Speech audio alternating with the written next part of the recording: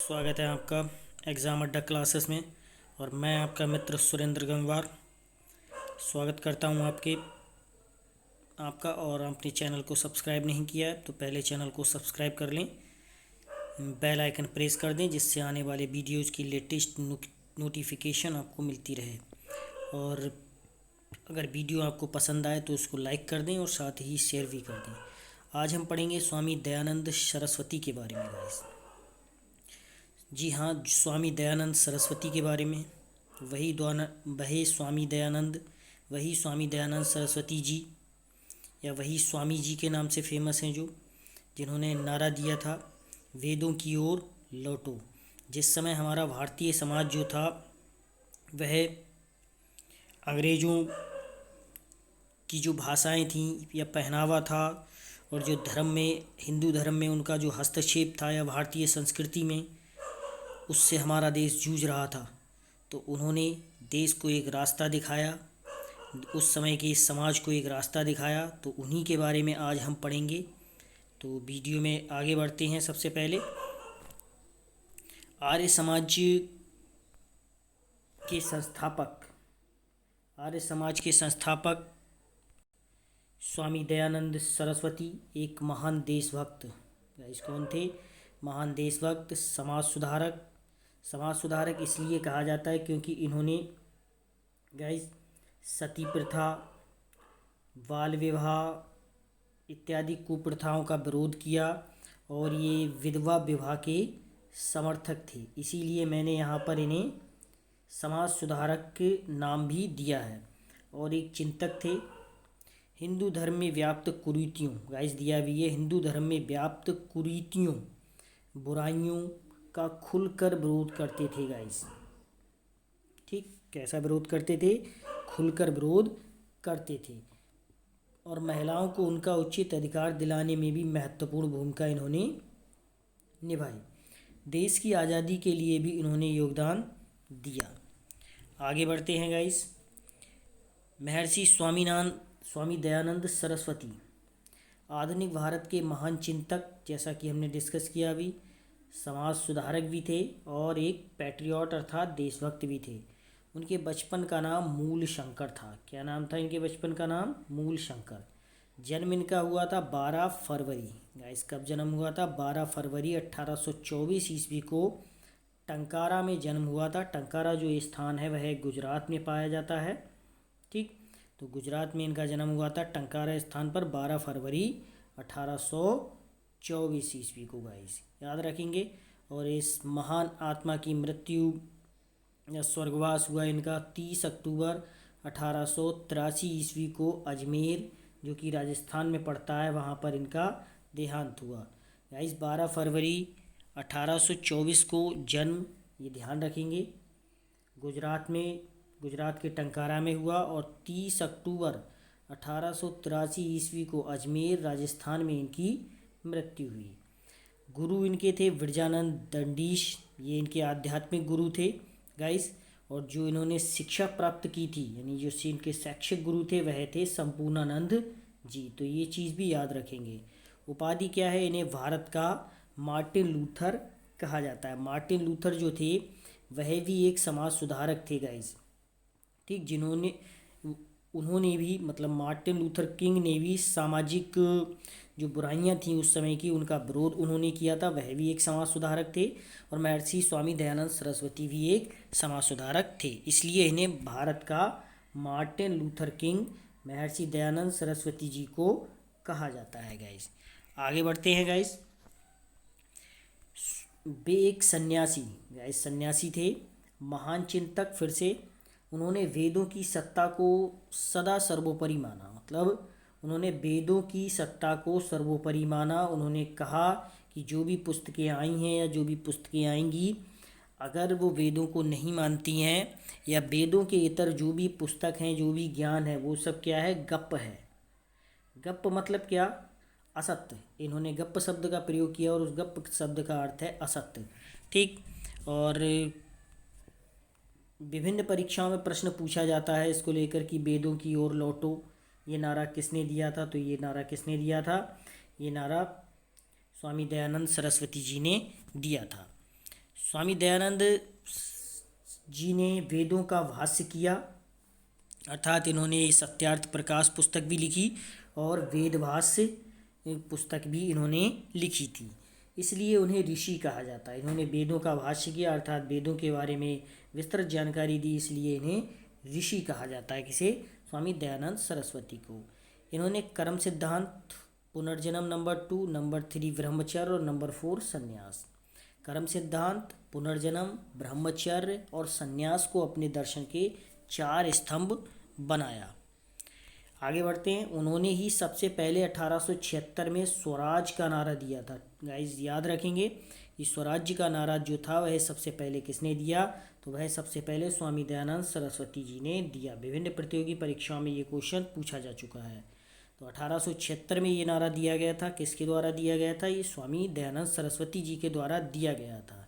इस नारे को ही बाद में जो आगे बढ़ाया था वह लोकमान्य तिलक ने बढ़ाया था, यानी बाल गंगाधर तिलक ने इसको आगे बढ़ाया था। आगे बढ़ते हैं गाइस।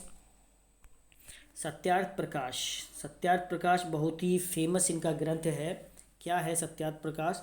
तो सत्यार्थ प्रकाश में 14 समुल्लास हैं। गाइस समुल्लास शब्द का प्रयोग किया गया सत्यार्थ प्रकाश में और उसका हिंदी अर्थ होता है अध्याय। ठीक, तो इसमें 14 समुल्लास या अध्याय हैं।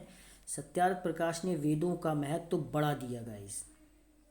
ठीक, मतलब वेदों को और अधिक स्पष्ट कर दिया। ईश्वर का कोई रूप या अवतार नहीं होता, ये बताया गया है सत्यार्थ प्रकाश में, क्योंकि वेदों में इनका कहीं विवरण नहीं मिलता है। यानी स्वामी जी क्या मानते हैं कि ईश्वर का कोई भी रूप नहीं होता, और उन्होंने इसका वही भी बताया है कि ये वेदों में इनका कोई वर्णन नहीं है, इसलिए ईश्वर का कोई रूप या अवतार नहीं है। और इसी ग्रंथ में उन्होंने बताया वर्ण व्यवस्था गुण और कर्म को लेकर होती है, जन्म से नहीं होती है। ठीक, स्वामी दयानंद का मत कई अंधविश्वासों और मतों का खंडन और वेदों के मत को पुनः प्रकाश में लाने का था। आगे बढ़ते हैं। आर्य समाज की स्थापना की थी इन्होंने 1875 ईस्वी में। गाइस कब की थी? 1875 ईस्वी में आर्य समाज की स्थापना की थी। किन्होंने? स्वामी दयानंद सरस्वती जी ने। कहाँ पर की थी? गिरगांव, मुंबई में आर्य समाज की स्थापना हुई 1875 में। आर्य समाज के नियम सिद्धांत प्राणी मात्र के कल्याण के लिए हैं। संसार का उपकार करना इस समाज का मुख्य उद्देश्य है, अर्थात शारीरिक, आत्मिक और सामाजिक उन्नति करना। संसार का उपकार करना इस समाज का मुख्य उद्देश्य है, अर्थात शारीरिक यानी शारीरिक रूप से, फिजिकली, आत्मिक रूप से और सामाजिक उन्नति करना इस समाज का उद्देश्य है। महर्षि दयानंद ने तत्कालीन समाज में व्याप्त सामाजिक कुरीतियों, अंधविश्वासों, रूढ़ियों और बुराइयों को दूर करने के लिए प्रयास किए, इसीलिए उन्हें सन्यासी योद्धा भी कहा जाता है। किसको? स्वामी दयानंद सरस्वती जी को। स्वामी दयानंद सरस्वती ने जन्म जाति का विरोध किया, अर्थात उन्होंने जन्म जाति का विरोध किया है। वह कर्म के आधार पर वर्ग निर्धारण करने के लिए जाने जाते हैं। उन्होंने कहा भी कि कर्म के आधार पर वेदानुकूल वर्ण निर्धारण की बात कही है कि वेदों में कर्म के आधार पर ही वर्ण का विभाजन किया गया है, इसलिए कर्म के आधार पर भी जाति का विभाजन होना चाहिए। वे दलितों की अवस्था को ऊपर उठाने के पक्षधर थे। गाइस उन्होंने स्त्रियों की शिक्षा के लिए प्रबल आंदोलन चलाया। उन्होंने बाल विवाह, सती प्रथा का निषेध किया, मतलब इसका विरोध किया, और विधवा विवाह का उन्होंने समर्थन किया स्वामी जी ने। आगे बढ़ते हैं गाइस, और चैनल को सब्सक्राइब नहीं किया हो तो चैनल को सब्सक्राइब कर लें, वीडियो अच्छा लगता हो तो। स्वामी दयानंद सरस्वती प्रमुख समाज सुधारक, सुतीक्ष्ण बुद्धि व अद्भुत शक्ति को धारण करने वाले वेदी यानी वेदों के ज्ञाता व महान शिक्षाविद थे। स्वामी जी के प्रमुख सामाजिक एवं धार्मिक कार्य निम्नलिखित हैं। उन्होंने निराकार ईश्वर की उपासना की प्रेरणा दी, अर्थात वह ईश्वर का साकार रूप नहीं मानते थे। उन्होंने कर्मवाद व्यवस्था से अलग कर वैदिक मंत्रों को ज्ञान का प्रकाश कहा। वेदों को ईश्वरीय ज्ञान की पुस्तक उन्होंने घोषित किया। वैदिक धर्म के प्रचार के लिए, अर्थात वेदों के धर्म के लिए, आर्य धर्म के लिए, आर्य समाज के लिए उन्होंने आर्य समाज की स्थापना की। सत्य, विद्या व पदार्थ सबका आदि मूल परमेश्वर है। उन्होंने ईश्वर को इसका आदि मूल माना है। ईश्वर सच्चिदानंद स्वरूप निराकार है, अर्थात कोई आकार नहीं माना, लेकिन ये माना है कि वह सर्वशक्तिमान है।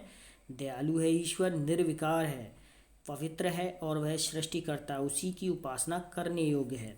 वेद सभी विद्याओं की पुस्तक हैं। वेदों को पढ़ना और सुनना सबका अधिकार है। कर्मकांडीय व्यवस्था से अलग कर वैदिक मंत्रों को ज्ञान का प्रकाश कहा। ठीक, वेद सभी सत्य विधाओं की पुस्तक हैं।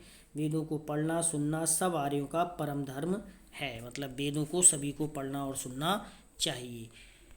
राष्ट्रपति डॉक्टर शंकर दयाल शर्मा ने एक बार कहा भी था कि दयानंद सरस्वती जी का एक महत्वपूर्ण कार्य मैं मानता हूँ कि उन्होंने वेदों को सर्वोच्च सत्य घोषित करके हमारे देश के लोगों में स्वाभिमान और आत्मविश्वास का भाव भरा। अंग्रेजी के प्रचार प्रसार और व्यवहार के कारण भारतीयों के मन में धीरे धीरे जो हीन भावना घर करती जा रही थी, उसे दयानंद सरस्वती ने दूर किया। आगे बढ़ते हैं गाइस।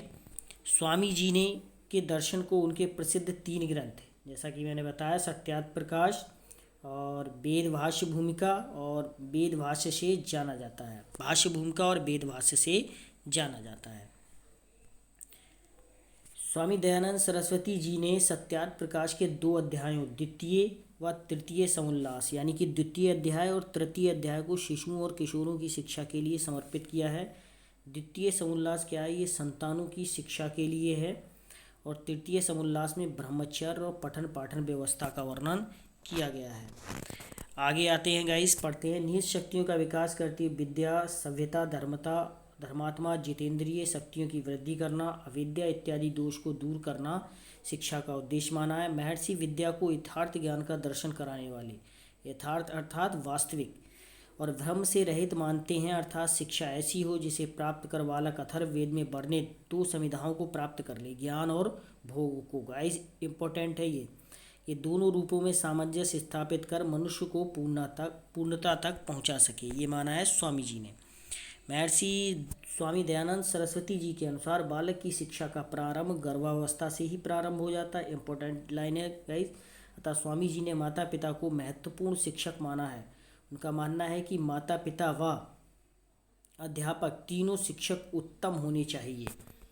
आगे बढ़ते हैं गाइस। बालक की औपचारिक शिक्षा के प्रारंभ होने के विषय में स्वामी जी ने बताया कि बालक बालिकाओं की औपचारिक शिक्षा 5 से 8 वर्ष की आयु से प्रारंभ या आरंभ होनी चाहिए। पाठ्यक्रम एवं शिक्षण विधि बताइए इन्होंने। सर्वप्रथम बालक को शुद्ध उच्चारण की शिक्षा देनी चाहिए, यानी कैसे उसे बोलना चाहिए। इस प्रकार पाणिनि का ध्वनि सिद्धांत प्रथम विषय है। और इसी तरह साइकोलॉजी में जो चॉम्स्की का सिद्धांत हम लोग पढ़ते हैं वह भी इम्पोर्टेंट है। चॉम्स्की ने जो अपना सिद्धांत लिया है, कह सकते हैं वह पाणिनि के ध्वनि सिद्धांत से ही लिया है। तो स्वामी दयानंद सरस्वती जी ने क्या माना है? बालक को शुद्ध उच्चारण की शिक्षा सर्वप्रथम देनी चाहिए। इस प्रकार पाणिनि का ध्वनि सिद्धांत प्रथम विषय होना चाहिए उसके लिए। तत्पश्चात व्याकरण का ज्ञान देना चाहिए। ये अवधि लगभग 3 वर्ष की होनी चाहिए। यास्क, निघंटु और नृत्य की शिक्षा की 8 माह होनी चाहिए। छंद, ग्रंथ और पिंगल ये 4 माह तक उसे देने चाहिए। चैनल सब्सक्राइब ना किया हो तो सब्सक्राइब कर लें। मनुस्मृति, वाल्मीकि रामायण, विदुर नीति और महाभारत इनके लिए 1 वर्ष का समय निर्धारित किया है। छंद शास्त्रों व 10 उपनिषद के लिए 2 वर्ष में कंप्लीट कर लें। 4 ब्राह्मण अर्थात 4 वेद 6 वर्ष में पढ़ लें। उपबोधों के बाद ज्योतिष शास्त्र के अंतर्गत बीजगणित, रेखा गणित इत्यादि का ज्ञान उसे दिया जाए और खगोल शास्त्र का ज्ञान भी दिया जाए। इसके लिए 2 वर्ष निर्धारित किए हैं गाइस, 2 वर्ष। इस प्रकार लगभग 20 से 25 वर्ष में लगभग सभी विज्ञानों व कलाओं का ज्ञान आवश्यक रूप से प्रदान किया जाना चाहिए। स्वामी जी ने कुछ विषयों के अध्ययन पर विशेष बल देते हैं, कुछ विषयों को गप बताते थे वह। ठीक, कुल 21 शास्त्रों को सत्य जानो, परंतु 21 इन शास्त्रों में भी जो व्याकरण, वेद और शिष्टाचार के विरुद्ध जो वचन हैं उनमें भी अंतर है। इन 21 शास्त्रों से जो भिन्न ग्रंथ हैं उन सबको गप्पाष्टक मानो, अर्थात उन्हें असत्य मानो। मिथ्या कथन को गप्प कहते हैं, यानी झूठा। फिर जिनमें 8 गप्प हों उनको बुद्धिमान गपाष्टक कहते हैं। जिनमें 8 सत्य उन्हें सत्याष्टक कहते हैं स्वामी जी के अनुसार। आगे बढ़ते हैं। मनुष्यकृत ब्रह्मवैवर्त आदि जो पौराणिक ग्रंथ हैं वह पहली गप्प है। पाषाण पूजन देव भावना द्वितीय गप्प है। शैव शक्ति गाणपत्य वैष्णव आदि संप्रदाय तृतीय गप्प हैं। तंत्र ग्रंथों से प्रतिपादित वाम मार्ग चतुर्थ गप्प है। विजयादि मादक द्रव्य सेवन पदार्थ पंचम गप्प हैं स्वामी जी के अनुसार। पर स्त्री गमन छठी गप्प है। चोरी करना सातवीं गप्प है। छल अभिमान मिथ्या भाषण आठवीं गप्प है। स्वामी जी द्वारा प्रतिपादित शिक्षण विधि में व्याख्यान, प्रवचन, भाषण, शब्दार्थ, व्युत्पत्ति, व्याकरण, अनुवाद आदि, यानी स्वामी जी द्वारा जो शिक्षण विधि दी गई है उसमें व्याख्यान को इम्पोर्टेंट माना है, प्रवचन, भाषण, शब्दार्थ, व्युत्पत्ति, व्याकरण और अनुवाद को इन्होंने इम्पोर्टेंट माना है। आगे बढ़ते हैं गाइस। स्वामी जी के अनुसार परीक्षा 5 प्रकार से होती है। ईश्वर के गुणधर्म, स्वभाव और वेदों से अनुकूलता, सृष्टि क्रम से अनुकूलता की परख, आप्त वाक्यों से अनुकूलता की जांच, आत्मा की पवित्रता की अनुकूलता की परख। 8 प्रमाण माने इन्होंने, प्रत्यक्ष, अनुमान, उपमान, शब्द, प्रतीक, अर्थोपकार, संभव और अभाव। आगे बढ़ते हैं गाइस। स्त्री शिक्षा के बारे में स्वामी जी बहुत ही स्पष्ट हैं। स्वामी जी स्त्री शिक्षा के पक्षधर थे। उनके अनुसार वेदों में स्त्री शिक्षा का विरोध नहीं है। वेदों में मंत्र वर्णित है, इदम मंत्र पत्नी पठेत, अर्थात ये मंत्र पत्नी पढ़े। इस प्रकार पुरुष के साथ स्त्री को भी शिक्षित होना चाहिए।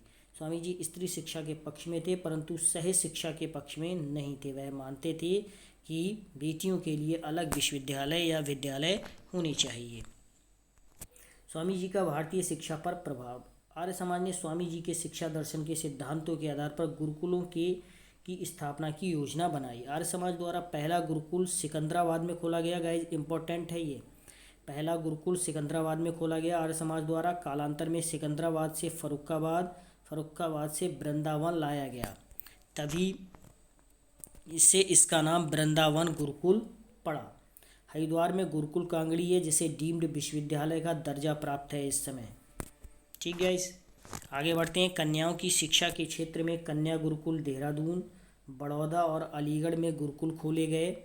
ठीक, कन्याओं की शिक्षा के क्षेत्र में कन्या गुरुकुल देहरादून, बड़ौदा और अलीगढ़ में गुरुकुल खोले गए। गुरुकुल के अतिरिक्त दयानंद एंग्लो वैदिक स्कूलों की स्थापना आर्य समाज द्वारा स्थापित वो प्रमुखता से की गई। धन्यवाद गाइस, और चैनल को सब्सक्राइब ना किया हो तो सब्सक्राइब कर लें। धन्यवाद।